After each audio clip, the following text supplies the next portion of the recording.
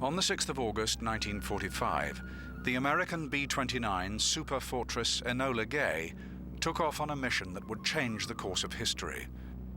In the bomber's hold, a weapon with an unprecedented capacity for mass destruction. At 08:15 hours, this revolutionary device was released over the Japanese city of Hiroshima. Seconds later, 80,000 citizens were dead, and the age of the atomic bomb had begun. In Washington, President Harry Truman ordered the Japanese Empire to surrender. Failure to do so would mean a reign of ruin on the Japanese islands. 3 days later, a second atomic weapon destroyed the city of Nagasaki, and the Empire's leadership finally accepted the inevitable. In popular belief, it was this second nuclear attack that finally defeated the might of Imperial Japan and brought with it the end of the Second World War itself. But this analysis is only partially true. On the same day as the Nagasaki bombing, another momentous military attack was unleashed against Japanese forces. It would be one of the largest, most imaginative, and most successful campaigns of the war, but it would also become one of the least familiar to future generations. For many students of the Second World War, the Soviet Manchuria Campaign is almost a footnote in the story of the conflict. The whole operation is widely seen as an exercise in simple opportunism, Stalin securing as much booty as he could before American atomic weaponry forced the end of hostilities. But this is an opinion that does no justice to Soviet intentions. In fact, the Soviet Manchuria Campaign was a long-planned operation. Stalin's own Western allies had argued for such an offensive for years. Preparations for the attack were painstaking. Campaign strategy was bold and ambitious. The leadership was the best available, and resources were substantial. On the 9th of August 1945, a total of 1.5 million Soviet troops prepared to take part in the Manchuria offensive, a vast undertaking with its origins in the earliest years of the 20th century.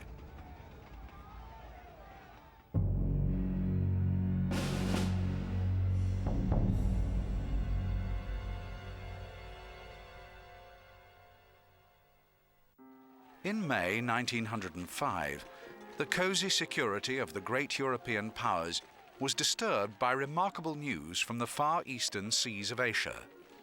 The Russian Baltic Fleet had been wiped out by the warships of Japan. The Russo-Japanese War was over, and it was the land of the rising sun that had triumphed. For Tsarist Russia, it was a national humiliation, and the whole of the Western world now faced the reality of a new power in the East. Just 2 generations after emerging from centuries of isolation, Japan had become a nation of the industrial age. Victory over Russia secured her status as the dominant power of the Far East. In the years that followed, this regional dominance was maintained. After the First World War, Japan was given control of former German Pacific colonies such as Truk Lagoon in Micronesia. Significantly, she was also allowed to maintain an army in the northeastern Chinese province of Manchuria. This was the so-called Kwantung Army, a force whose official task was to guard the strategically important southern Manchurian railway. But by the early 1930s, the Kwantung Army leadership began to consider a more aggressive role. These pictures are from a confiscated Japanese motion picture made 5 years before Pearl Harbor. The picture shows how officers who are now fighting us were trained at Japan's West Point, Chikuan-gakko. To this Tokyo school every year come the cream of Japanese youth, about 2,000 students. Each has received training from the day he first walked. At the age of 14, the toughest and healthiest are selected. The survivors take special exams. Perhaps 59 flunk. 1 passes. He goes on to a junior military academy, and after 2 summers, he moves to the final phase. The first day at Japan's West Point, the CO is welcoming them. "We congratulate you," he says. "We will train your body and your mind. You will work 17 hours a day, 7 days a week. Nothing must distract you from your mission. Remember the words of your first emperor. We shall spread ourselves all over the world. We shall make the whole world our dominion. For men with a destiny, day begins at the break of dawn.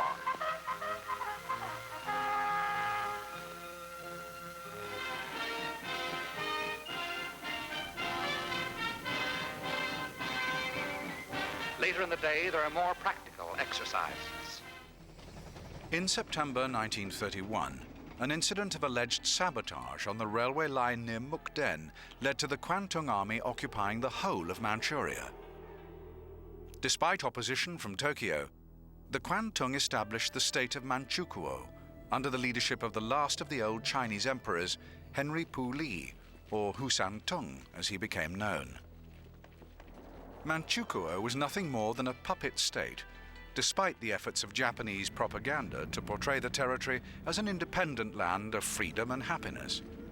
The truth was that many Japanese leaders were now keen on the idea of an expanding Japanese empire, and it was their view that came to dominate policy. The League of Nations sent a committee of 5, headed by Lord Lytton and including our own General Frank McCoy, to Manchuria to investigate. In October of 1932, the committee issued its report. We found that the Japanese occupation of this large part of China was not justified on the ground of self-defense, and that the new state which had been set up was a Japanese protectorate rather than a genuine case of Manchurian self-determination. Shortly after, the League condemned Japan as an aggressor nation. À son Excellence, Monsieur Matsuoka, délégué du Japon. I call on His Excellency, Monsieur Matsuoka, delegate of Japan.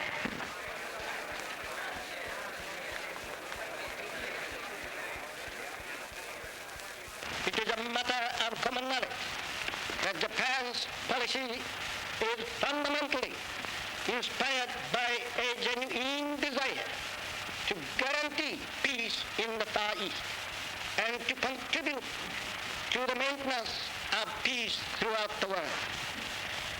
Japan, however, finds it impossible to accept the report adopted by the Assembly. In answer, the Japanese delegates, knowing there were no guns behind this condemnation, smiled, took up their briefcases, marched out of the League. Northern Manchuria was dead. Collective security was dead. A green light had been given the aggressors. We and the rest of the world knew that these aggressors should be stopped and punished, but we were unwilling to make the necessary sacrifices to back up that opinion. It was impossible to convince a farm boy in Iowa, or a driver of a London bus, or a waiter in a Paris cafe that he should go to war because of a mud hut in Manchuria. In 1937, an incident on the Marco Polo Bridge near the Chinese capital of Peking led to armed conflict between the forces of China and Japan. This was the beginning of the Sino-Japanese War, and millions of lives would be lost in the 8 years of bloody conflict that followed. And to understand China, 3 facts must never be forgotten. China is history, China is land, China is people.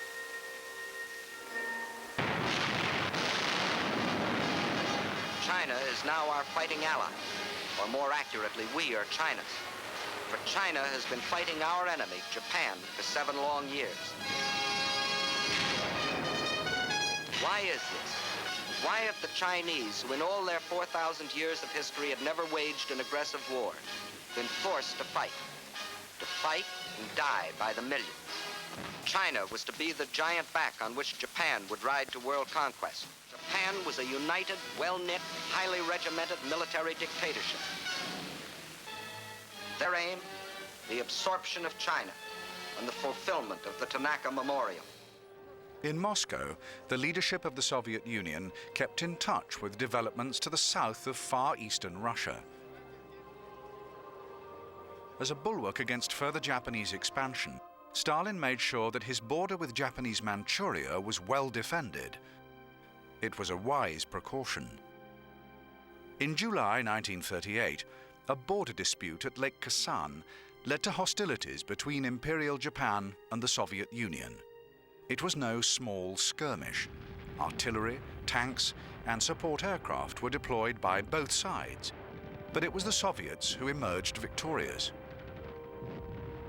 The following year, tension between the two nations resulted in another border conflict at the outer Mongolian river of Khalkhin-Gol. Again, the result was a victory for Stalin, in what proved to be a substantial engagement, lasting from May until August 1939. No fewer than 50,000 Japanese were listed as casualties. In the days that followed, Soviet commanders negotiated a truce with their Japanese counterparts. But regional tension remained, and it was an uneasy peace that now endured along the Manchurian-Soviet border. And the intentions of the Japanese remained a concern amongst the leadership of the Soviet Union, a leadership that was dominated by Joseph Stalin.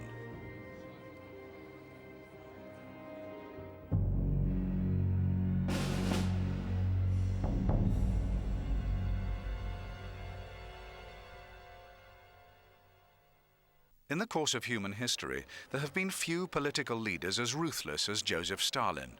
A Georgian peasant by birth, Stalin became leader of the Soviet Union in 1924 and remained in power until his death in 1953. Stalin's power was absolute within his borders, as his national cult of personality confirmed. To Stalin, terror and violence were legitimate political tools. In the 1930s, millions of Soviet citizens paid the ultimate price as their leader unleashed bloody purges of anyone suspected of opposition to his rule. Many of the Soviet Union's finest military men were amongst those who perished. Stalin's ruthlessness applied equally in foreign affairs. In 1939, he stunned the world by authorizing the notorious Non-Aggression Pact with Hitler's Germany. This act of political expediency went against everything Stalin believed in, but it achieved the result that he wanted. When the Nazis unleashed the Blitzkrieg in 1939 and 1940, the Soviet Union stayed on the sidelines, giving Stalin valuable time to prepare for any conflict that lay ahead. The Soviet leader also made a similar deal in the East. By early 1941, Stalin was increasingly concerned by the potential threat from Imperial Japan. So in April that year, the Soviet leader authorized another non-aggression pact, this time with the dominant power of the East. The Soviet Union was now formally at peace with both Japan and Nazi Germany, and Stalin was succeeding in keeping his country out of the Second World War. But it would not be for long. On June the 22nd, 1941, the greatest land invasion in history was unleashed by Hitler against the Soviet Union.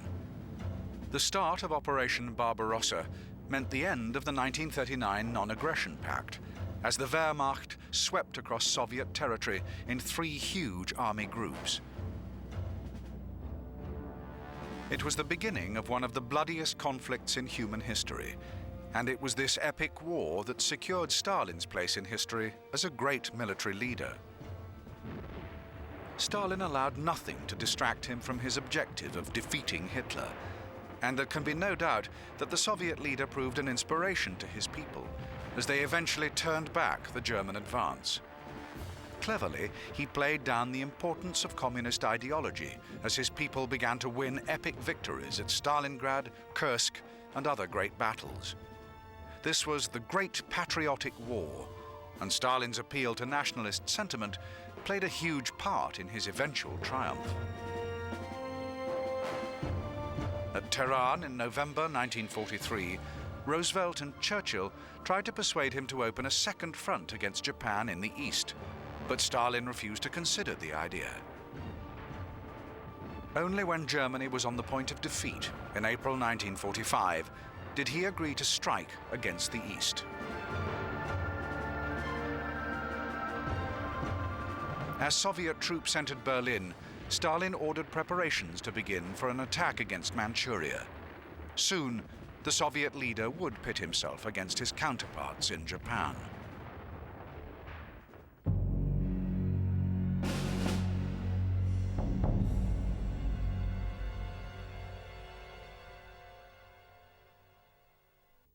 For many people today, the figure most associated with Japanese Second World War leadership is General Hideki Tojo, who became his country's prime minister in October 1941.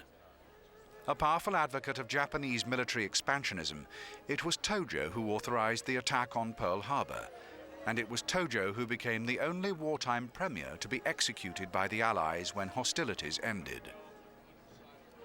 But Tojo was no longer in charge when the Soviet Union began preparations for the attack on Manchuria in 1945.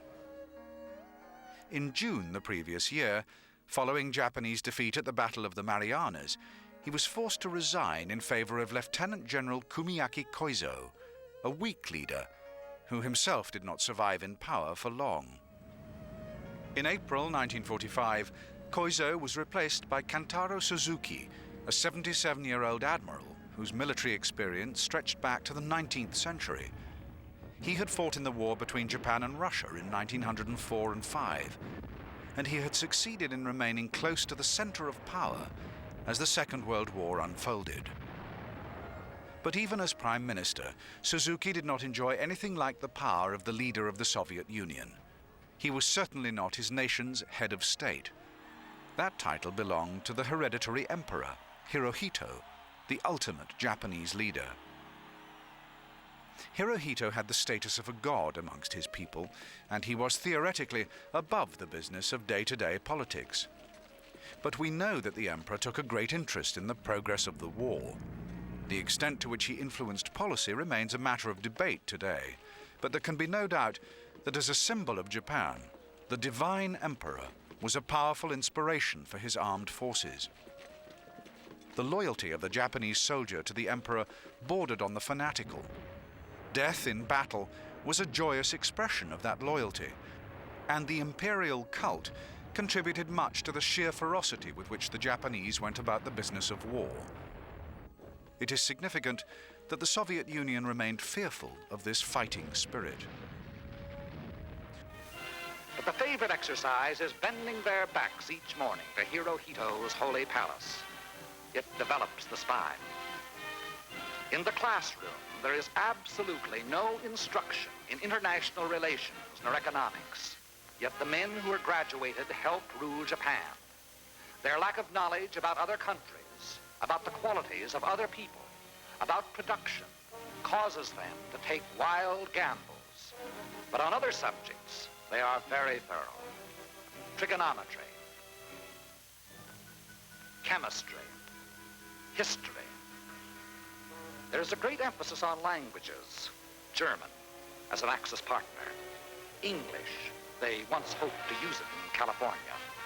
And Russian. A favorite cultural pastime is kendo. Being pounded on the head is supposed to make a man alert. There are other outdoor studies, signal practice, surveying. And this class in yelling, to prepare a man for giving commands and to try scaring the hell out of the enemy. Eventually, every Japanese officer candidate must specialize. Many go into cavalry school. Others go into the armored forces. The engineers, whose instructors have spent years rigging bridges in China. A popular course at Japan's West Point is the artillery. But the most glamorous branch of them all is the Imperial Air Forces. Bombardiers have their own private workout over a moving map. Later it was Chungking. Pilots get into the air very early in their training. Later, these men will prepare to die for their emperor in Zeros and Nakajima bombers. All officer candidates are taken on a tactical tour. This jaunt is to a historic battlefield in Manchuria. The instructor tells his men that here their grandfathers, 40 years before, smashed the Russians and vaulted Japan into the big leagues. Holy ground for the Japs, because here was a bloody stepping stone on the divine mission to world conquest.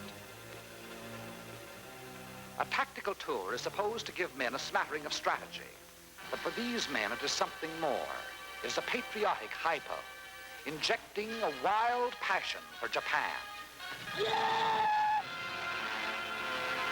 That is the real purpose of the tactical tour. Returning to school, the officer candidates have only one more hurdle: final field maneuvers. Here in his last test, the officer unwittingly reveals his major weakness. But while it proves he has stamina and skill, it also proves he has more fanaticism than common sense. He is told that leading his platoon into battle, yelling and waving his sword, he is worth 20 rifles. He isn't told he's also a dead duck. Yes, the Japanese officer seems even anxious to die wastefully. Finally, the big day at Chukwangako. The Emperor God himself is on hand. A thrilling moment for the Japanese officer, but only a beginning. He must spend 8 months in the ranks before becoming a lieutenant. His highest base pay will be the equivalent of $21 a month. He must buy his own uniforms and go into debt purchasing a samurai sword. He may take a wife from the special school for army brides. The honor student of the class receives a special scroll, and later will be given a silver watch by the Emperor God. Silver instead of gold, to teach frugality in living. And for preparing his students so well, the CO receives a special gift from Hirohito.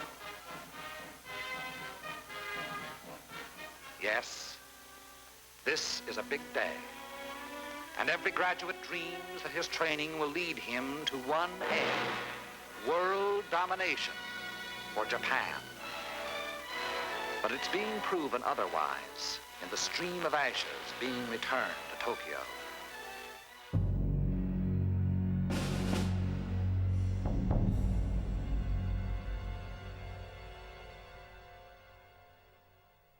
By April 1945, Stalin had decided that an invasion of Manchuria was a worthwhile objective.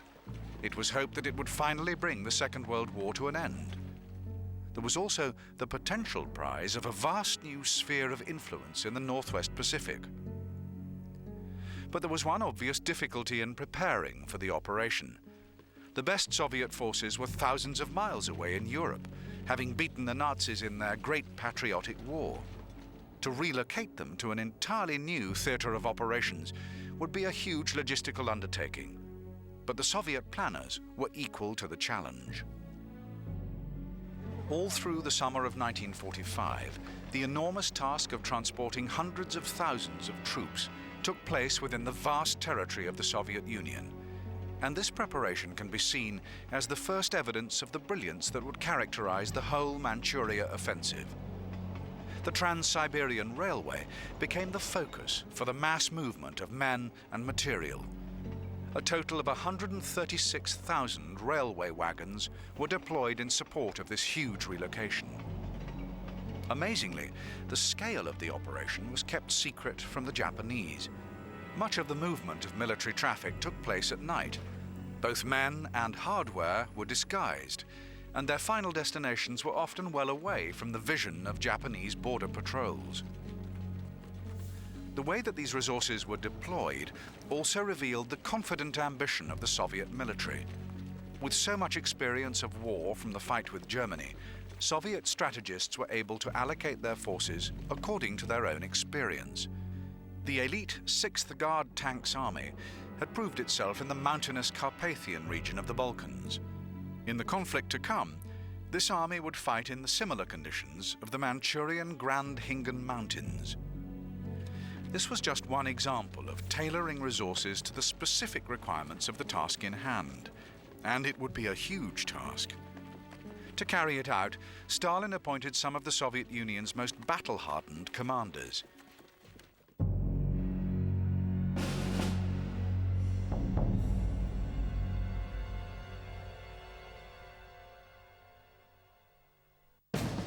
On the 30th of July, 1945, with the relocation of resources almost complete, a new Far East Command was established to oversee the Manchurian offensive. In overall charge, Marshal Alexander Vasilievsky.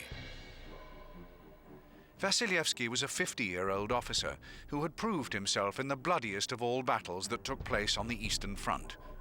Having risen through the ranks to become Chief of the Soviet General Staff in 1942, it was Vasilevsky who had masterminded the Soviet offensive at the Battle of Stalingrad, an offensive that contributed so much to the catastrophic German defeat. An idea of the regard with which he was held by Stalin can be gained from events that took place in February 1945.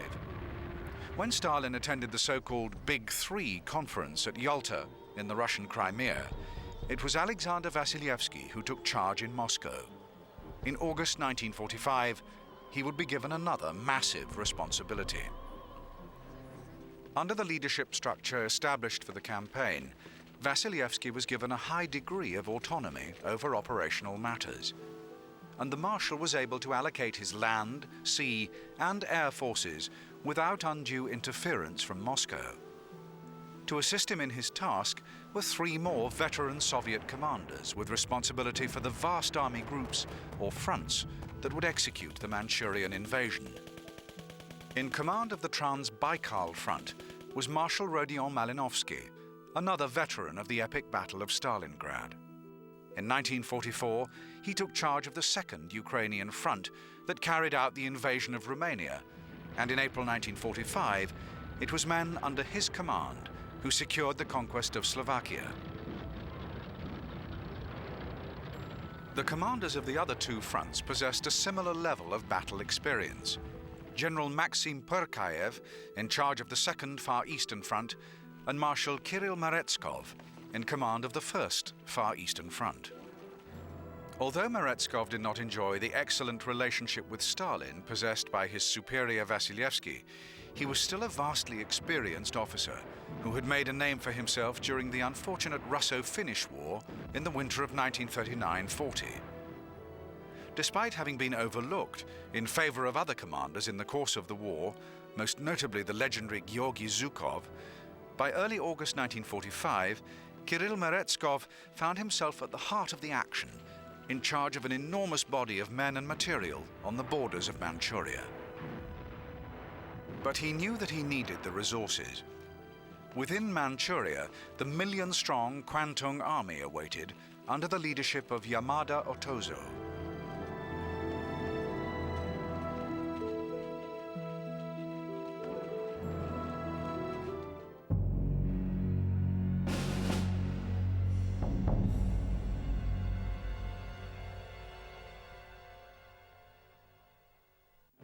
In essence, the Soviet strategy for the Manchuria Campaign can be readily understood. It was a vast pincer movement involving whole armies of troops and material. From the west, the first Trans-Baikal front would sweep into Manchurian territory, across the desert, over the mountains, and down into the strategical vital valley plains in the region around Mukden. To assist their advance, Marshal Vasilevsky arranged for a diversionary attack by 36th Army in the far northwest. This was where Japanese planners expected any invasion to come from, and their regional defenses were accordingly strong. When battle was eventually joined, the 35th Army would be involved in some of the fiercest fighting of the campaign as they pursued their objective of cutting off Japanese troops in northern Manchuria, a task that also involved the men of the Second Far Eastern Front, attacking from the northeast. But the real Soviet firepower was concentrated further south. As the main body of the Trans-Baikal Front headed for the Central Plains from the Grand Hingyan Mountains, so the First Far Eastern Front would complete the pincer movement from the opposite side, with the 25th Combined Army heading southwest towards Korea, and the remaining 4 armies attacking west from a narrow area of front in the region of Lake Hanka. Their initial objectives, the Japanese military headquarters of Mutanchiang and Yanho. This was a simple strategy, and it had a good chance of proving effective. But the Soviet commanders knew that the Japanese occupying army were only too aware of the possibility of a Soviet attack, and would have made plans accordingly.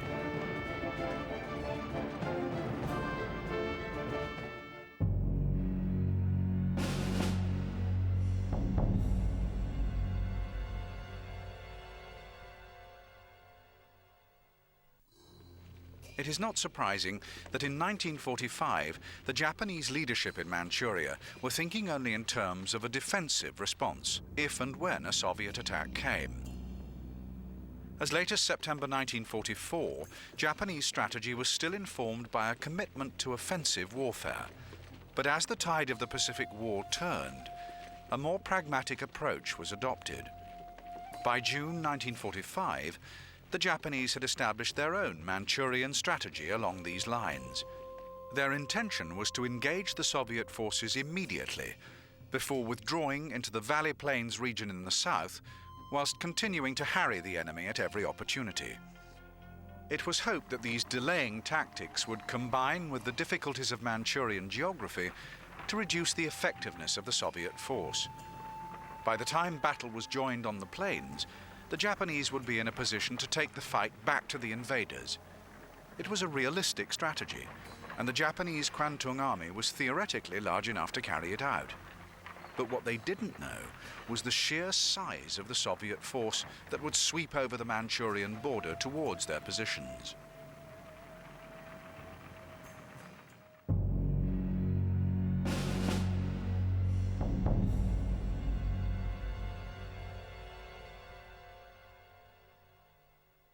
By early August 1945, the Soviet invasion force had moved into position, ready for the coming assault. To the west, the Trans-Baikal front under the command of Malinovsky. His responsibility, some 2,300 kilometers of front line. To the north, the 36th Combined Arms Army. Further south, 4 more armies, including the elite 6th Tank Guards. Furthest south of all, a combined Soviet-Mongolian cavalry mechanized group. With air support and reserves, Malinovsky was in charge of some 654,000 men. On the opposite side of the theater of operations, Marshal Meretskov took command of the 1st Far Eastern Front, a force that comprised a further 4 combined arms armies. With reserves, air support, and attached independent units, a total of 587,000 men were positioned across a front 700 kilometers in length. The Soviet deployment was completed by the 2nd Far Eastern Front in the north, consisting of a further 3 armies, again backed up by independent units and air support. Commanded by General Maxim Perkayev, the 2nd Far Eastern Front added a further 337,000 men under arms. In all, the Soviet Far East Command was responsible for a total of 1,600,000 troops, equipped with a massive quantity of material. This included some of the best-known weapons of the whole Second World War.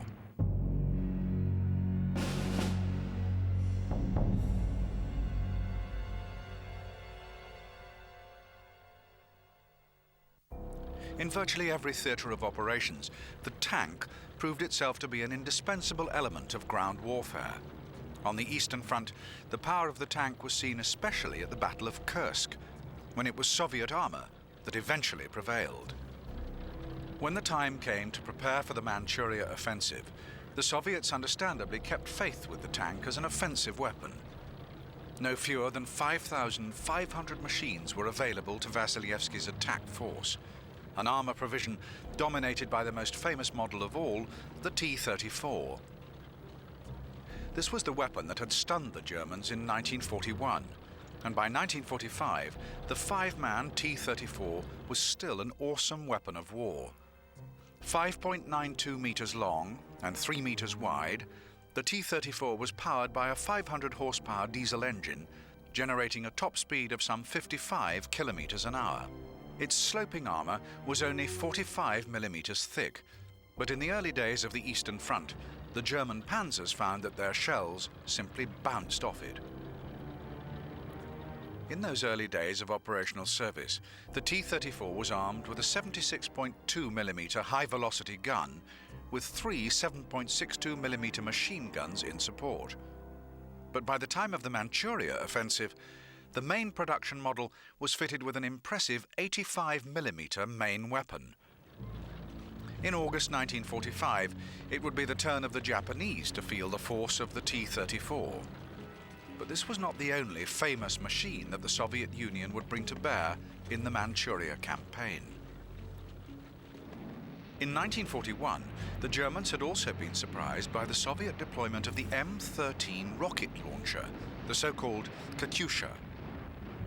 When hostilities broke out on the Eastern Front, this truck-mounted weapon soon revealed its revolutionary ability to deliver awesome firepower against a small target position. No fewer than 36 rockets could be fired from the M13. Initially, these were 82mm solid fuel weapons with 6.5 pounds of explosive. Range was approximately 6,000 yards with the earlier models, and this was more than enough to terrify German troops. The M13 became known as Stalin's organ because of the eerie whining noise that the rocket made in flight.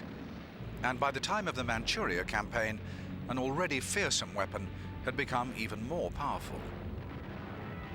By 1945, the M13 was fitted with just 16 rocket launchers, but each of these could fire a 132mm shell with a warhead of 40 pounds weight. Range was increased to over 9,000 yards, and the Soviet commanders knew that they had a devastating war machine at their disposal. They also had a huge number of them. Trans-Baikal front alone possessed 583 of these magnificent weapons. In total, the Soviet arsenal was awesome. The rocket launchers formed a part of a guns and mortars provision totaling 28,000. Well over 5,000 tanks were brought to the Manchurian border, and the Soviets were also well supplied with air power. In the weeks prior to the beginning of the offensive, no fewer than 96 airfields were constructed around the theater of operations, and Marshal Vasilievsky was able to call on 4,370 warplanes. Amongst them, another famous Second World War machine, the Ilyushin IL-4, a long-range bomber equally at home in roles as diverse as torpedo bombing, infantry transport, or tactical ground support. The deployment of this proven warplane can be seen as indicative of the overall strength of the hardware available to the invading force that prepared itself for battle in August 1945. Powered by twin 1,100 horsepower engines, this four-man aircraft could carry a bomb load of 1,000 kilograms, or alternatively 3 500-kilogram torpedoes. It was the ideal aircraft to be used when the Soviet Union decided to give the people of Berlin their first taste of bombing from the east in 1941. And by 1945, the IL-4 would find itself used in support of the invasion on the ground. This was an important element in Soviet military thinking in the period leading up to the Manchuria Campaign. Over the course of the Second World War, the Soviet Union had adopted a distinctive approach to the business of offensive warfare. In 1944, the Red Army published a volume of field regulations which described in unprecedented detail how an operation like the Manchurian Campaign should be executed. The notion of offense itself stood at the very heart of these guidelines, with the key role in any offensive action given to the infantry. All other operational units were subservient to the need for infantry advance, including armor, artillery, and air support. At first glance, this appears similar to the German blitzkrieg approach to warfare, but the Soviet thinking did reveal one subtle difference. This can be seen in the role given to support troops behind an initial phase infantry assault. Whereas blitzkrieg used these forces to secure occupied territory in the rear, the Soviet approach called for these troops to join in the offensive action, developing what Soviet strategists referred to simply as success. This was a bold, aggressive approach to warfare, but it required speed and surprise to prove effective in practice. The Soviet ability to achieve both these elements contributed vitally to the outcome of the Manchurian Campaign. It also gives the whole offensive much of its relevance for military thinkers today. But in early August 1945, the Soviet commanders could not be completely certain of success in Manchuria. They knew that a powerful enemy awaited.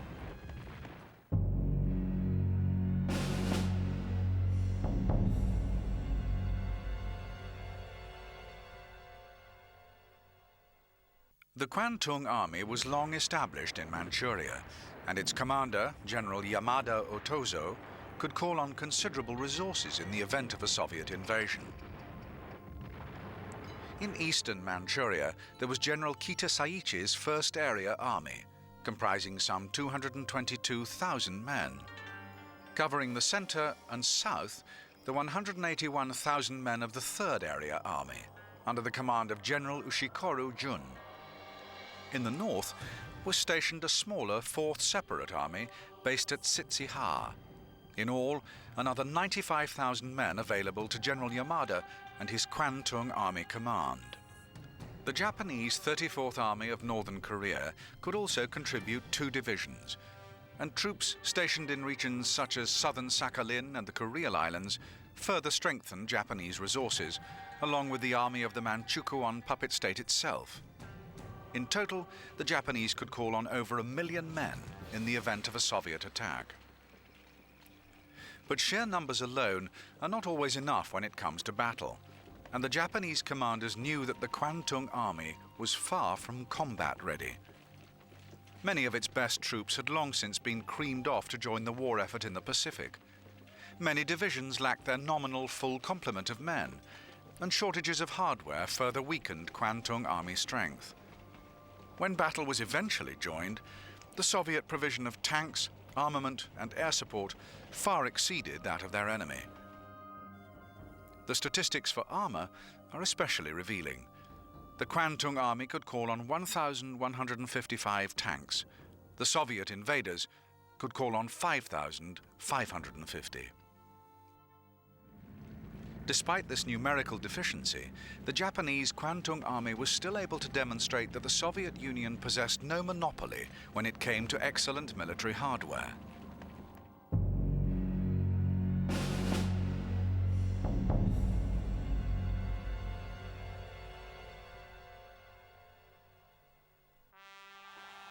The Japanese arsenal was small in comparison with that of their Soviet opponents, but it included weapons that had already proved themselves on the battlefields of Eastern Asia.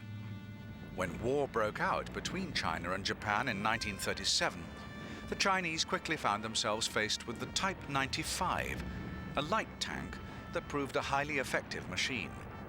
In August 1945, the Type 95 remained an important component of the Kwantung Army armor provision. A 4-man vehicle, the Type 95 was powered by a single Mitsubishi diesel engine generating 120 horsepower and a maximum speed of 45 kilometers per hour. Armament was provided by a 37mm main gun with 2 machine guns in support.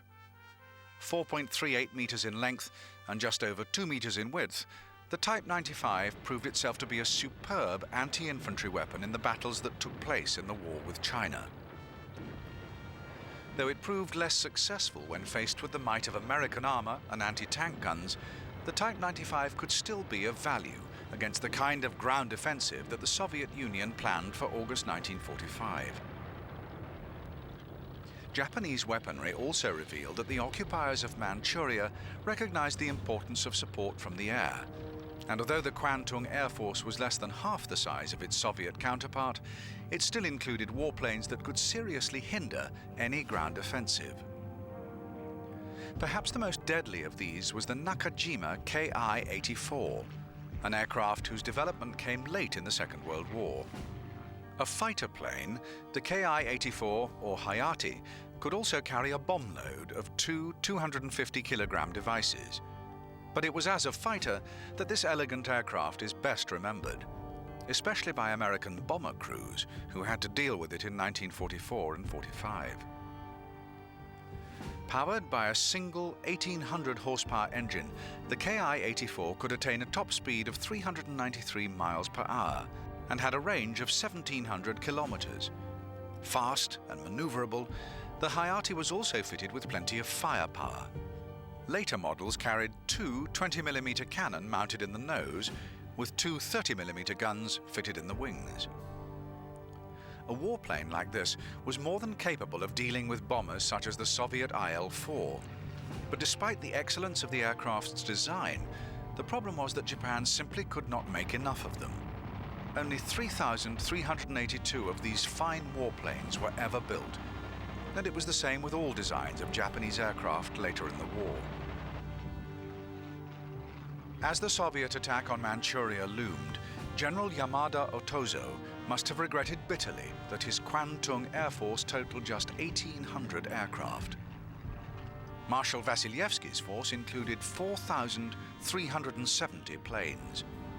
It was without doubt a serious imbalance of resources, but General Otozo knew there were factors that favored the defending Japanese in the event of a Soviet attack. The individual Japanese soldier still possessed plenty of spirit for the fight. A fanatical loyalty to emperor and empire still flourished in the Japanese ranks, as did the desire to make the ultimate sacrifice as proof of this loyalty. The Kwantung Army were also familiar with the territory under their command, and General Yamada Otozo knew the profound geographical difficulties that faced any invading army.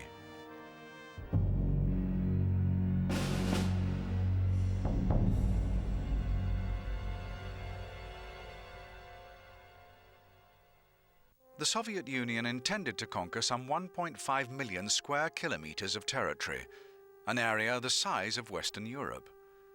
This sheer size alone was a powerful influence in both Soviet and Japanese planning, but it was the details of the Manchurian terrain that decisively influenced strategy when battle was eventually joined, both offensively and defensively. For any army seeking to control the lands of Manchuria, it is the central valley plains of the south that provide the key to success. As well as being the fertile heartland of the region, the Central Valley also enjoys the protection of some powerful natural defenses. To the west, the mountains of the Grand Hingians. To the north, the Lesser Hingians. To the east, the Eastern Highlands. All with limited avenues of approach, as the Japanese knew well. But the mountains are not the only difficulties facing any invader of Manchuria. Before the Soviet Trans-Baikal front could even reach the Great Hingian Mountains, they would have to traverse the arid deserts of Inner Mongolia. In the northwest and in the east, thick forests added to the difficulties of fast-moving offensive warfare, while the riverlands of the north and northeast were surrounded by swampy marshland, which would be especially difficult to cross during the August rainy season. A successful invasion would require ingenuity and flexibility, but the Soviets approached their task with a quiet sense of confidence.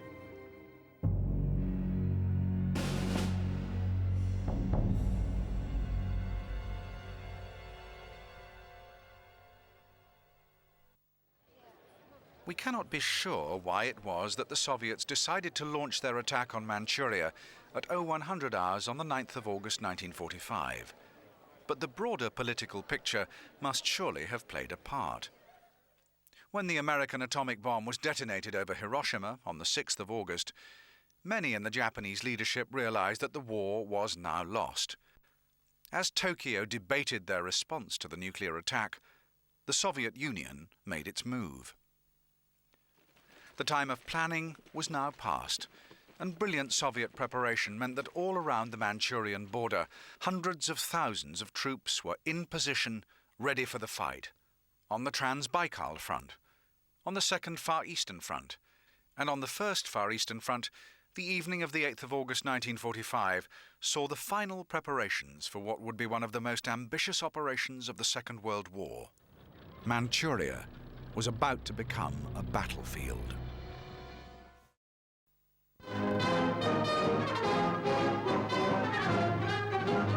Flying from Russia, a large transport arrives at an airfield in Chongqing, China. Aboard is a visitor from America, Vice President Henry Wallace. Traveling as the personal representative of President Roosevelt, Wallace is welcomed by Generalissimo Chiang Kai-shek and other high Chinese officials.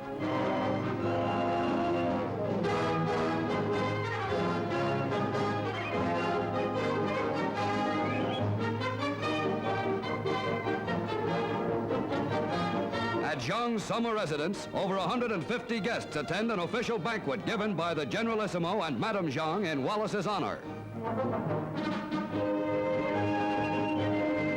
Chiang proposes a toast to President Roosevelt. In his response, Wallace said to the Chinese people, more than 20 million of whom have been killed in the war with Japan, there is reason to hope that China will be free in a year.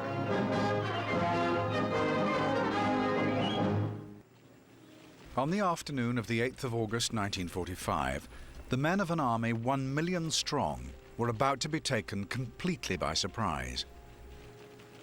These were the ground troops of the Kwantung, a Japanese army of occupation based in the Chinese province of Manchuria. The Kwantung Army was long established in the region. By the summer of 1945, the Japanese occupation of Manchuria had endured for 14 years. Officially, the province was the state of Manchukuo, an independent land led by the former Chinese emperor, Henry Puyi. But Puyi was nothing more than a puppet. It was the Japanese who held the real power in Manchuria. And by 1945, the local people must have wondered if they would ever see the last of the troops that occupied their land. As the men of the Kwantung Army went about their duties on the 8th of August 1945, they knew that their grip on Manchuria was under threat. Just 2 days earlier, an American atomic bomb had laid waste the Japanese city of Hiroshima. As news of the nuclear attack spread, many soldiers of the Kwantung must have wondered if they would face a similar fate.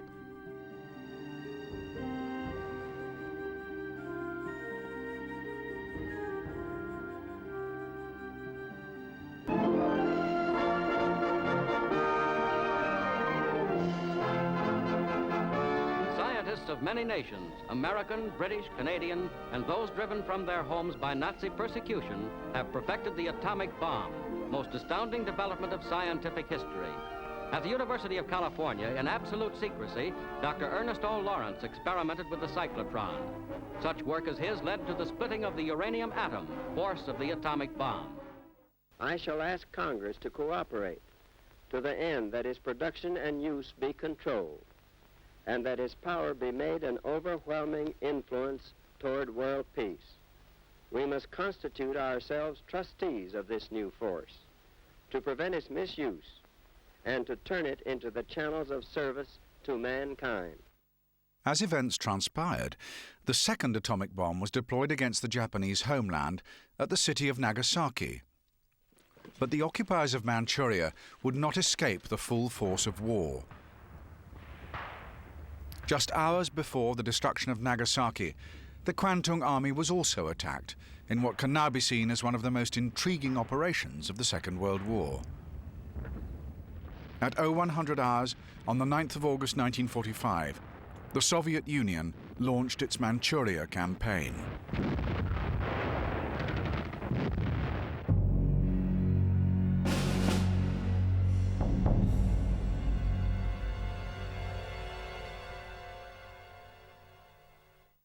General George C. Marshall, General H.H. Arnold, Chief of the Air Forces, and Fleet Admiral Ernest J. King attend the meeting. General A.I. Antonov, Red Army Chief of Staff, and Soviet officers meet with the Americans. On 8th August, 1 week after the conference ended, Russia declared war on Japan and sent her Siberian armies into Manchuria.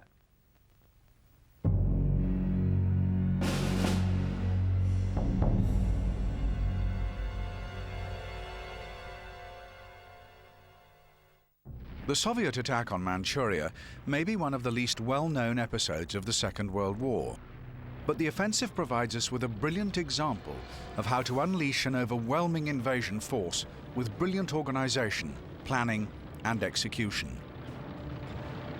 All through the summer of 1945, men and material was relocated from Europe to the Far East as part of the preparation.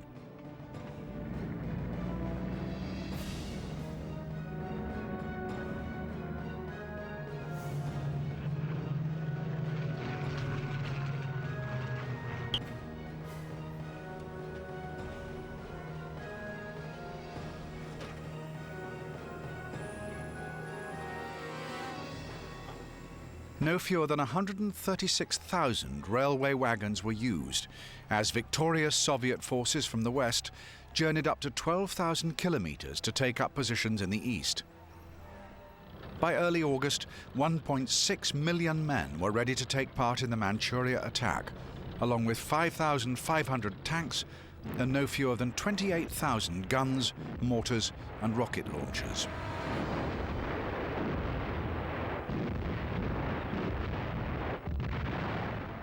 In overall charge of this Far East Command, Marshal Alexander Vasylyevsky, former chief of the Soviet General Staff and mastermind of the Stalingrad offensive.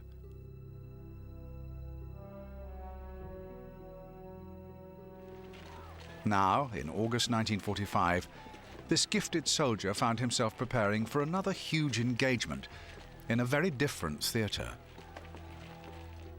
Vasylyevsky's objective can be easily understood. His task was to drive the occupying Japanese out of Manchuria. He knew that this would hasten the end of the war against Japan, and success would bring about a massive increase in the Soviet Union's regional influence after hostilities were over. To achieve his task, the Commander-in-Chief conceived a plan that was both simple and bold. A simultaneous attack from all sides, involving an enormous display of military muscle.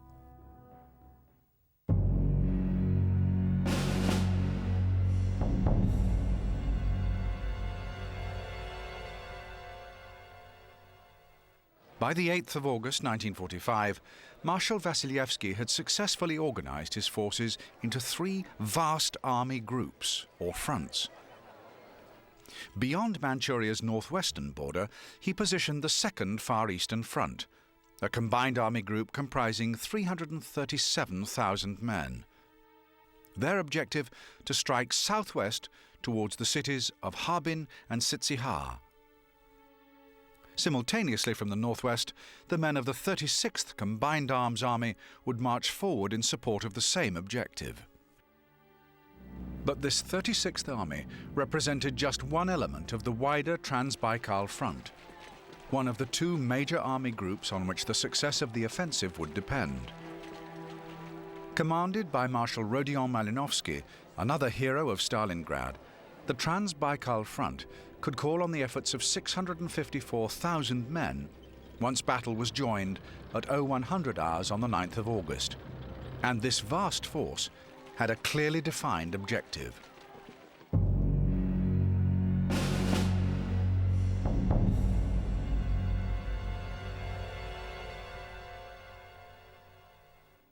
The overall plan determined by the Far East Command was for the Trans-Baikal front to form one half of a classic pincer movement. Its objective was to sweep over the inner Mongolian desert, over the Grand Hingyan Mountains, and down into the strategically vital central Manchurian plains. If the Trans-Baikal front succeeded, it would be joined there by the men of the First Far Eastern Front, approaching from the opposite side. This second half of the pincer was another vast army group, a total of 587,000 troops under the command of Marshal Kirill Meretskov. The resources at his disposal included Colonel General Krylov's 5th Combined Arms Army, a force that would be in action as soon as the offensive began. By the 8th of August 1945, Krylov and his troops finally knew when that moment would be. The final great campaign of the Second World War was now imminent. At 0100 hours on the 9th of August 1945, the men of the 5th Combined Arms Army moved across the border. On thousands of miles of front, all around Japanese-occupied territory, the same story was repeated. The Manchuria Campaign had begun.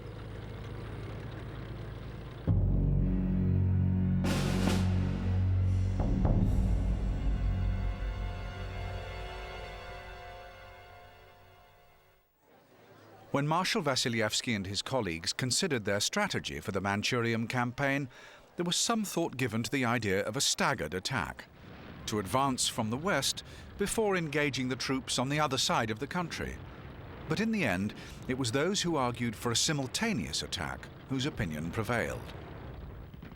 So the Trans-Baikal Front, the Second Far Eastern Front, and the First Far Eastern Front all attacked together, And if we consider the operations of just one army, we can gain an insight into the thinking behind the Manchurian offensive as a whole.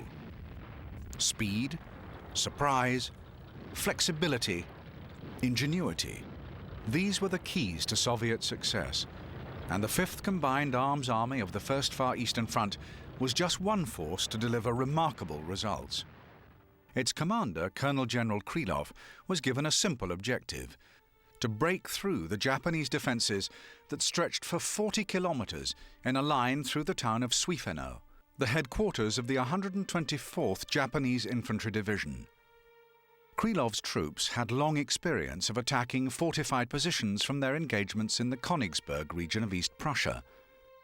So in August 1945, they were given a chance to display their skills once again, 10,000 kilometers away.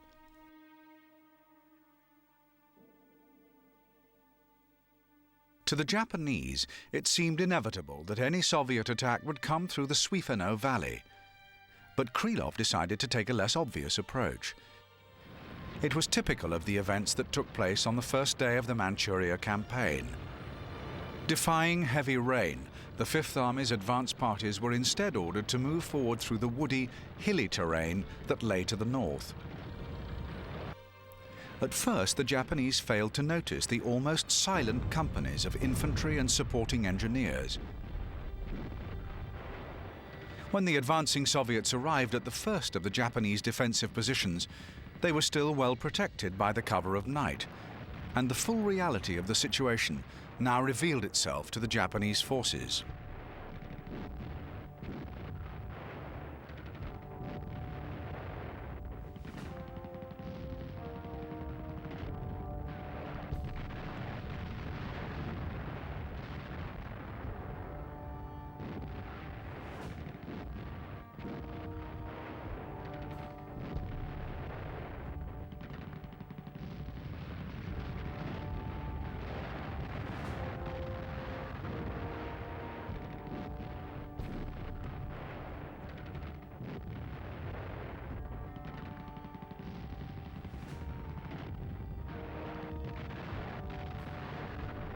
At the fortified position codenamed Sharp, the advanced troops of 5th Army's 144th Rifle Regiment launched their attack at 0400 hours.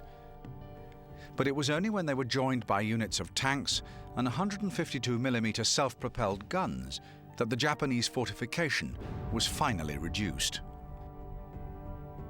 To the south of the strong point codenamed Camel, the terrain was too marshy for armoured support to be deployed against the Japanese position.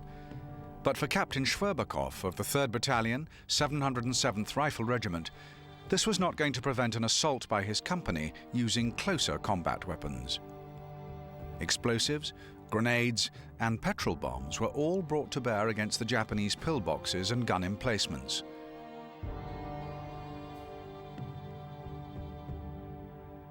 The unsettling menace of the flamethrower was also deployed with devastating effect.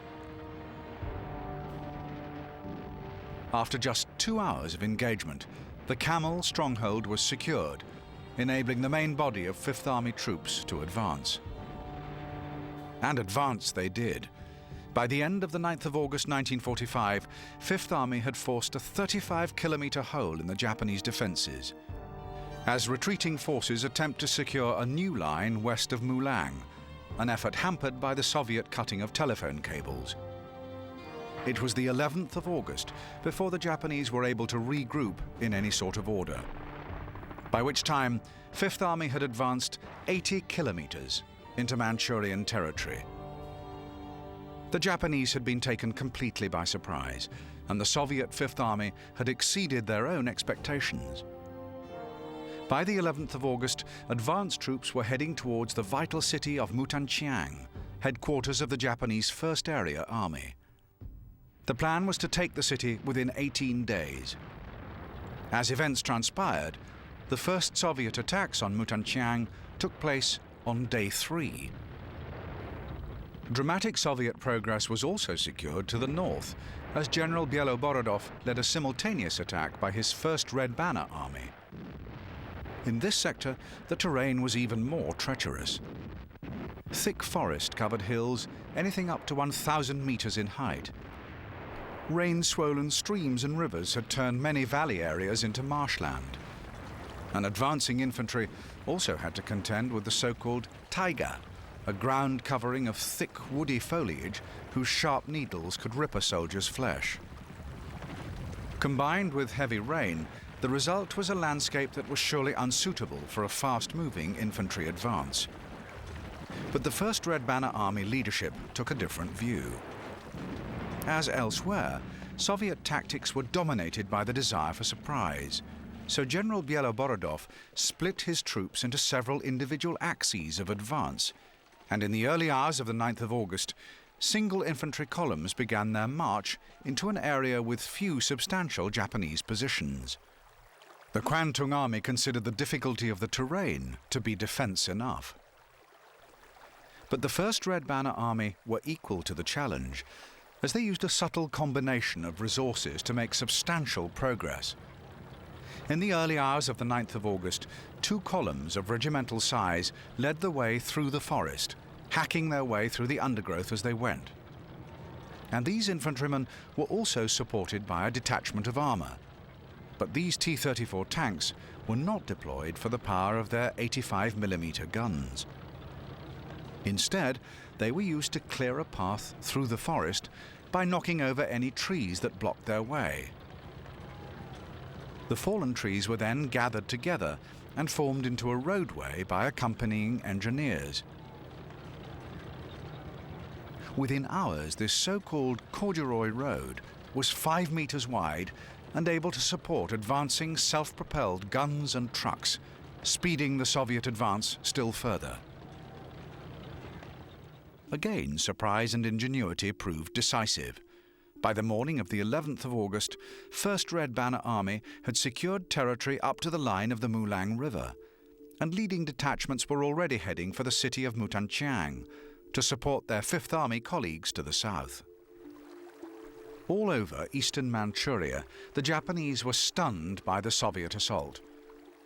Earlier in 1945, the Kwantung Army leadership had accepted the need for a defensive strategy in the event of a Soviet attack. The plan was to engage the invaders immediately, before staging an orderly withdrawal to the plains region in the south, while continuing to harry the enemy at every opportunity. The hope was that the Soviet troops would then be tired and vulnerable to a counterattack. It was a realistic strategy, but the sheer speed of the Soviet offensive prevented any kind of coherent response. In the southeast, the Soviet 25th Army swept down towards Japanese northern Korea at breakneck speed, supported by the power of the Soviet Pacific Fleet. As 25th Army moved forward, they found Japanese defenses already laid waste by the big guns of their naval colleagues, and their relentless progress continued. After just 2 days' advance, 25th Army troops had reached Korean territory. Without stopping, they marched on towards Chuniking, a strategically important port, which eventually fell on the 16th of August. Further dramatic success was also reported by Lieutenant General Zakhvatiev, commander of the 35th Army that formed the right flank of the 1st Far Eastern Front. As was the case elsewhere, Zakhvatiev's men were forced to contend with unhelpful terrain in the early hours of the attack. They also had to deal with considerable Japanese defenses. 35th Army's task was to isolate and then reduce the 2 fortified regions of Hutu and Mishan. To achieve this, General Zakhvatiev divided his men into 2 groups: 264th Rifle Division in the north, 363rd and 66th Rifle Division in the south. In this sector, the Soviet troops met with little Japanese opposition in the early hours of the advance. But this was hardly surprising. The terrain was appalling. The region was virtually a swamp, and advancing infantry found themselves marching waist-deep in muddy water, desperately holding their rifles and even mortars above their heads. But after 11 hours of grim progress through the swamp, the 1st 35th Army troops reached dry land near Mali Huangkang. Here, they encountered one of the isolated Japanese fortifications, and the stronghold was quickly invested with infantry fire. But it was only when artillery support arrived that the position was finally taken.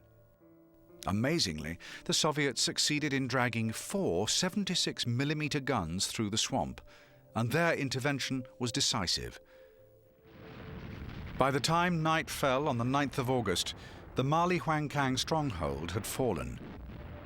But there was no time to waste. Even before the position was taken, leading Soviet troops were already advancing further towards the major fortifications of Mishan. Meanwhile, the northern sector of 35th Army had found themselves in bitter struggle for the fortified region of Hutu. Here, the Japanese resistance was substantial, and many Soviet troops were lost in an artillery barrage launched against the border town of Iman. But the Soviet response was compelling. General Zakhvatiev knew that he could call on air support if needed. As part of the preparation for the Manchuria offensive, the Far East Command had ordered the construction of 96 airfields around the theatre of operations. It was from one of these that General Zakhvatiev summoned the firepower of 49 IL-4 fighter bombers to launch a devastating attack on the Hutu stronghold. The decision to deploy all available firepower in support of infantry on the ground was a key feature of Soviet military thinking throughout the Manchuria Campaign. But not even a huge air attack could force the full reduction of the Hutu stronghold. 2 days into the attack, pockets of resistance continued to hold out. But by now, General Zakhvatiev was able to advance his main northern sector troops towards Mishan, leaving behind enough troops to contain and eventually reduce the Hutu strongholds. This march to Mishan would involve another crossing of a deep swamp, but by allocating dedicated bridge and road building units within each advancing regiment, Zakhvatiev was able to secure a path through the marshland. Mishan eventually fell on the 12th of August, without much in the way of a fight. The Japanese defenders had already all but withdrawn. In all sectors of the First Far Eastern Front, the invading Soviet troops were rampant. We can assume that Marshal Vasilievsky and his fellow commanders were pleasantly surprised at the speed of their advance, but an element of caution still prevailed. The Japanese plan for a controlled withdrawal in the face of the onslaught was already all too clear. 3 days into the offensive, on the 12th of August, the scene was set for the only major set-piece battle of the Manchuria Campaign. The Japanese dug in near the headquarters of their own First Area Army. The battle for the city of Mutanchiang now loomed. It was potentially a decisive engagement, since Mutanchiang was the most important Japanese communications center in the region. To defend the city, the Japanese plan called for 126th and 135th Infantry Divisions to position themselves east of the existing defenses of 124th Division. But the Soviet attackers were now full of the confidence generated by the speed of their advance. The original invasion plan anticipated the capture of Mutanchiang by the 18th day of hostilities.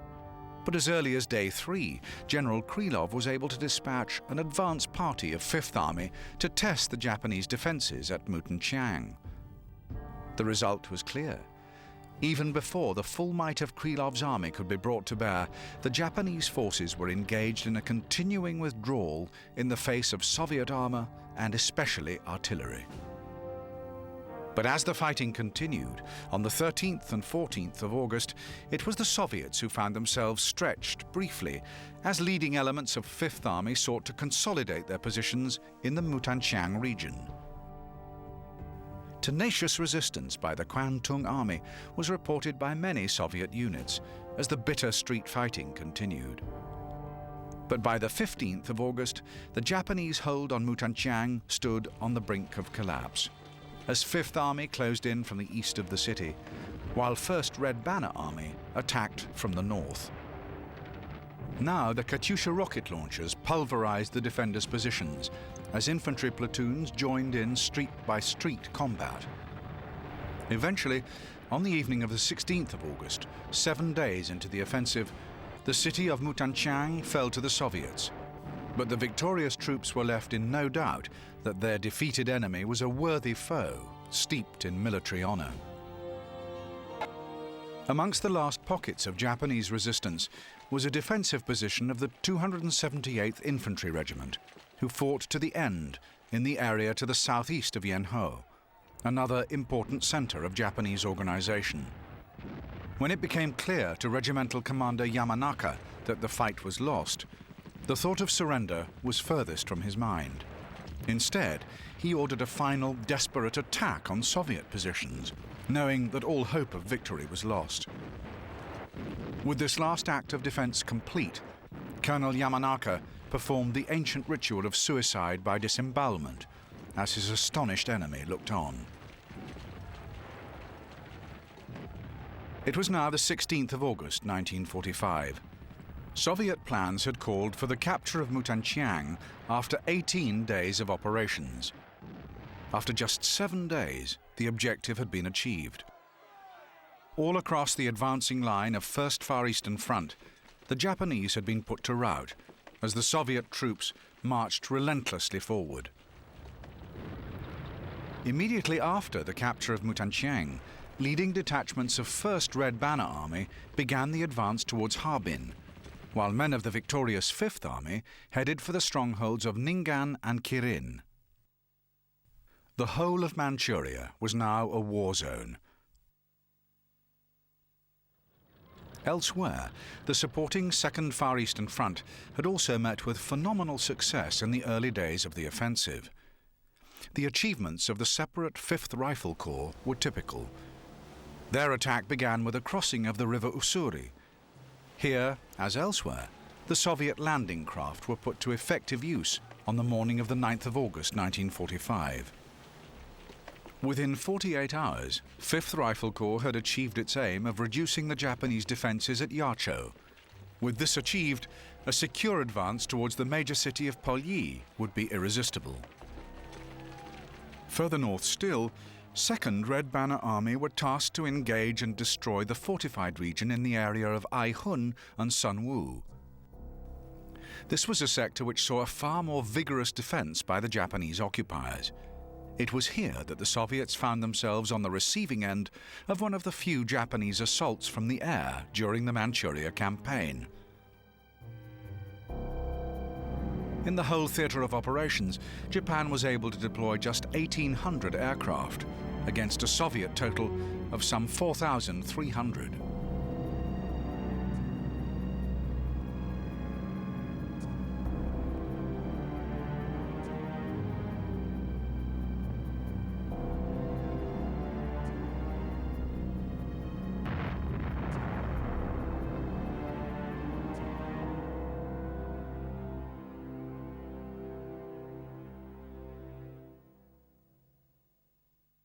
The limited success of Japanese aircraft in the north meant that it was the 18th of August before 2nd Red Banner Army was able to report the fall of Sunwoo.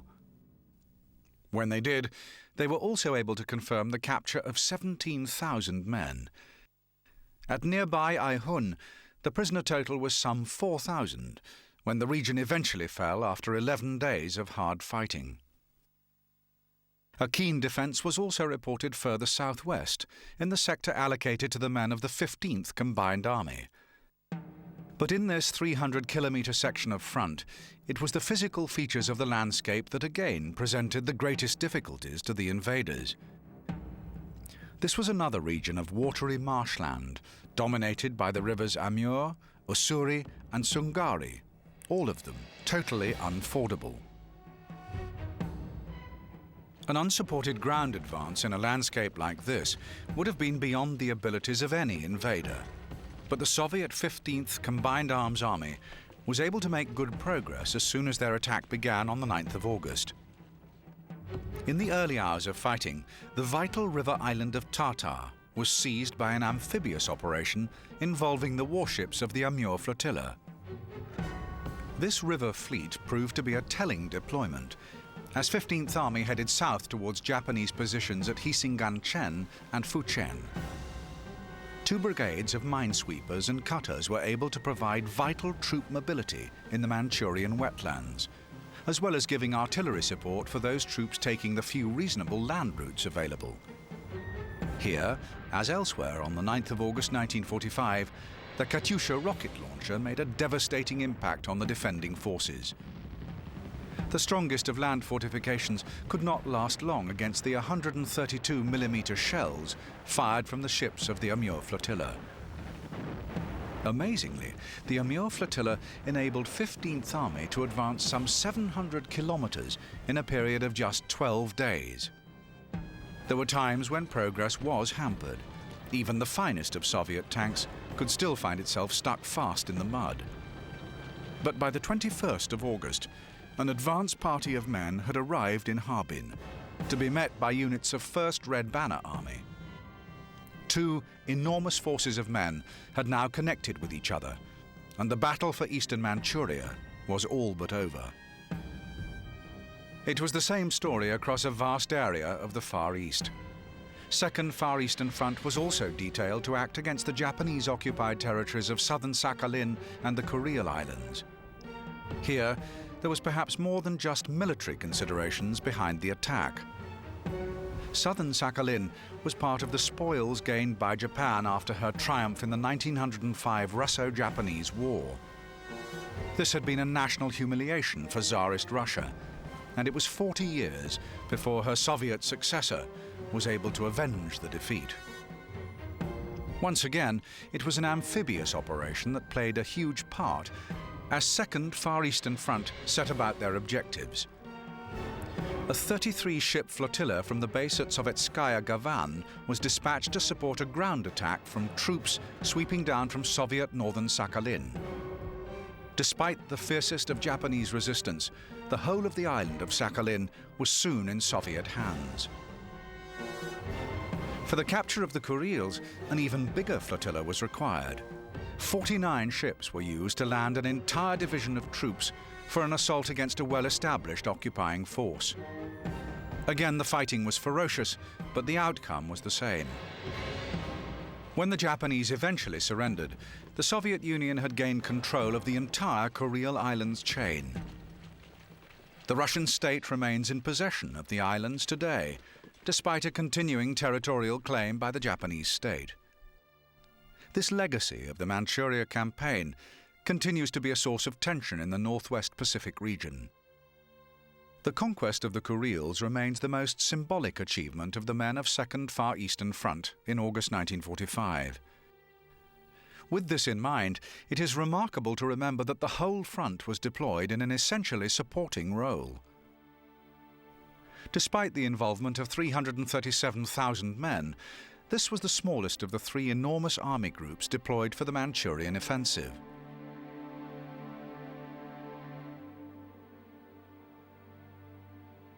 All this time, to the west of the country, the 650,000 men of the Trans-Baikal front had been engaged in an advance every bit as dramatic as anything in the east. Across 2,300 kilometers of front line, speed was once again a key element in the strategy for Trans-Baikal front, and a heavy emphasis on motorized transport characterized resource allocation prior to hostilities. As soon as the Trans-Baikal began its attack on the 9th of August, the value of these transports was quickly demonstrated in the hostile territories of Mongolia and then Manchuria itself. The Japanese suspected that an invading army would attack along a possible two lines of advance, and they positioned their defenses accordingly. At strongholds like the city of Hailar, the Japanese fortifications were well established, but the Soviet commanders remained confident. With the huge resources available to him, including 10,000 guns and mortars and some 2,400 tanks, Marshal Milovsky decided to attack using 10 lines of advance. One of the areas from which an attack could be readily predicted was the valley gap in the Hingan Mountains in the northwest. Japanese fortifications were especially heavy in the regions of Hailar and Pokotu, and the Kwantung Army could not have been especially surprised to engage troops of Soviet 36th Combined Arms Army on the 9th of August 1945. In the days that followed, the fighting in the northwest was amongst the fiercest witnessed in the entire Manchurian campaign.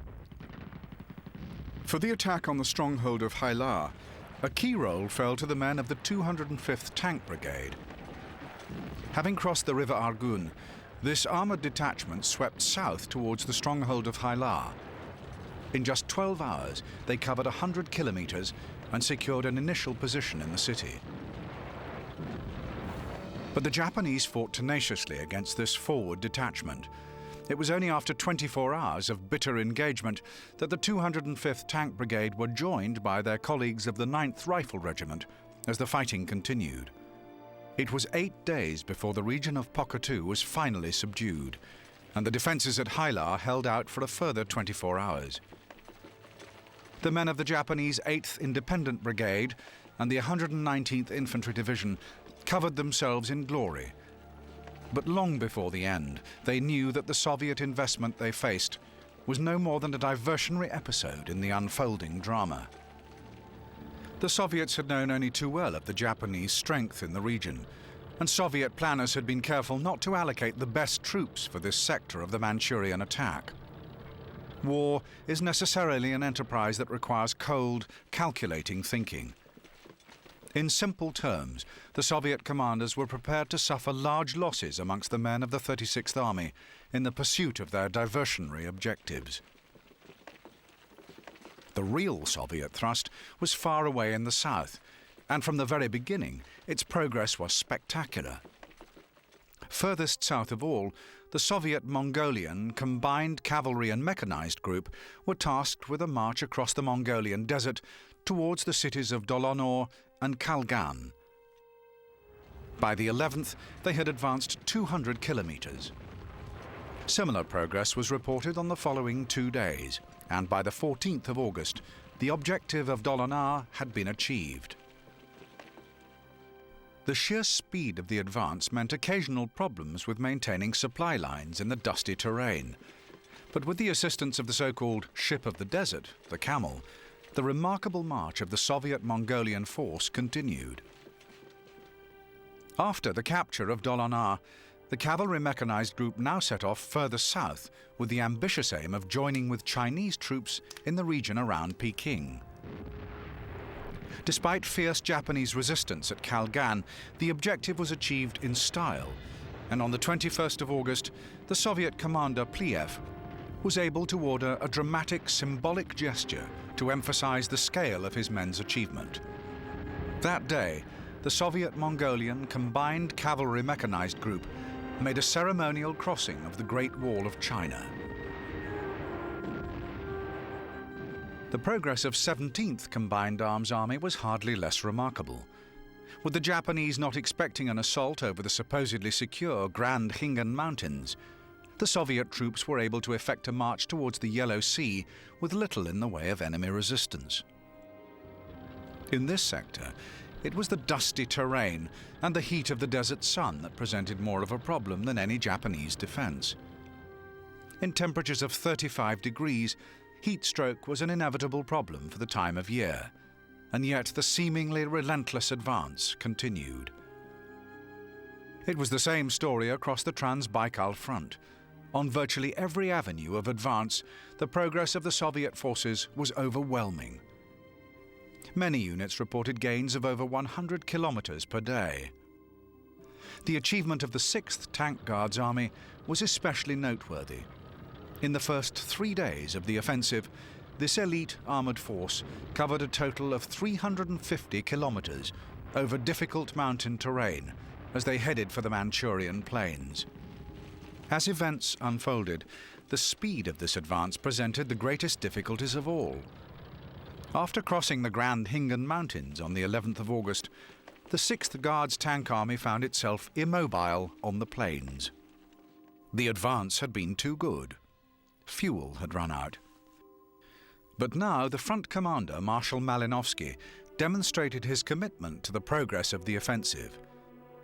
Instead of consolidating the considerable gains already made by the 6th Guards Tank Army, he ordered an airlift of fuel involving no fewer than 400 planes of his 453rd Aviation Battalion.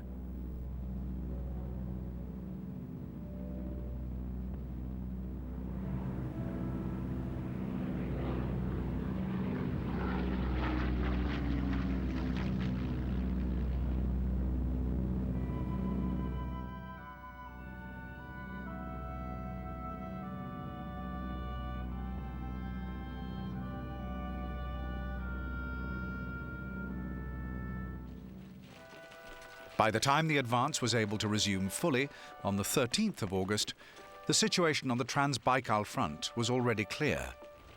The Japanese were in disarray. The sheer speed of the invasion had taken them by surprise. In the face of an army marching forward at 100 kilometers per day, the defending forces had little choice but to withdraw into fortified positions, to be taken out at the leisure of the Soviet commanders. A well-organized retreat was impossible under the circumstances, and by the 14th of August, after just 5 days of fighting, the Japanese leadership knew that the battle for Manchuria was effectively over. They also knew that the war itself was lost.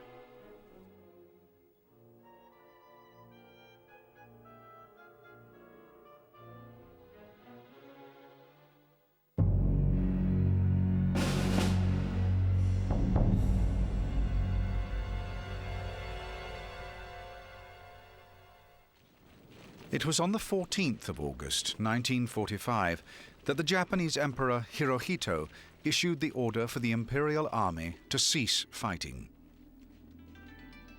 5 days after the second atomic attack, Japan accepted the Allied terms for surrender, and the Second World War was virtually at an end.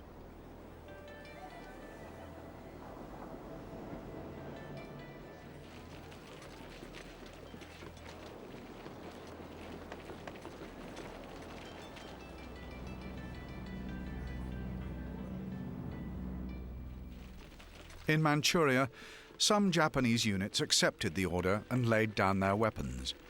But in other battle zones, the Japanese fighting spirit continued to show itself. For many commanders and many ordinary soldiers, the very idea of surrender was inconceivable.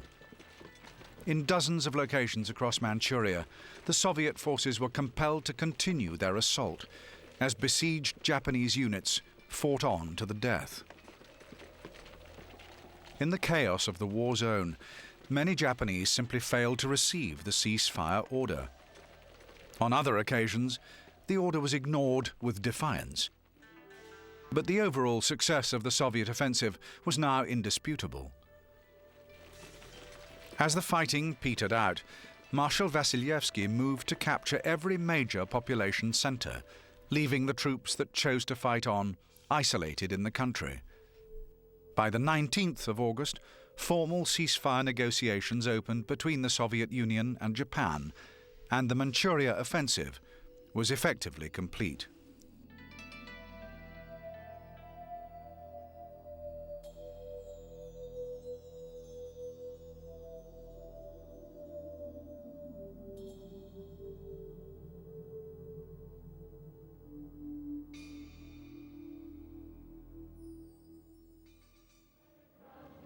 The puppet state of Manchukuo was now consigned to history.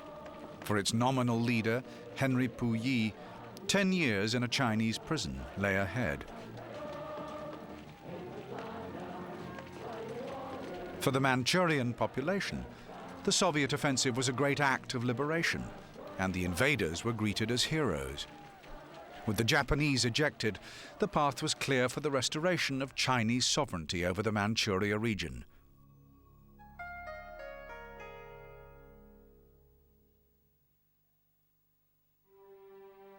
In 1946, the Soviet Union withdrew its forces from the Manchurian lands, its troops departing with the cheers of ordinary people ringing in their ears.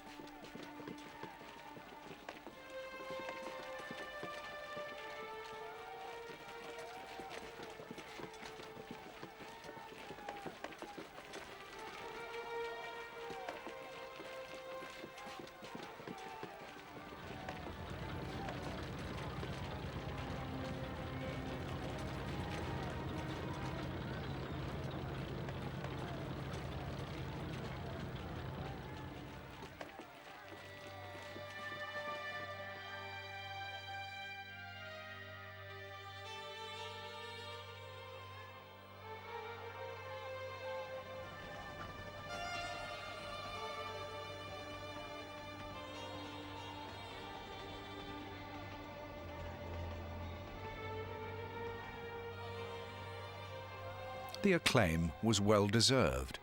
The Manchuria Campaign was an overwhelming display of military power, executed according to a coherent strategy of aggressive warfare. The scale of the Soviet victory can be suggested by the casualty figures published at the end of hostilities. According to the Soviet Union, over 87,000 Japanese were killed and some 594,000 taken prisoner. By contrast, Soviet casualties were just 30,000, with 8,219 listed as killed. But for all this overwhelming success, the Manchuria Campaign remains one of the least well-known of all Second World War operations. It may be that students of the war have been more concerned with other dramatic events of August 1945. But there can be no doubting the achievement of the Soviet forces. In a matter of days, they succeeded in capturing a territory the size of Western Europe, and so doing, ended the might of Imperial Japan forever.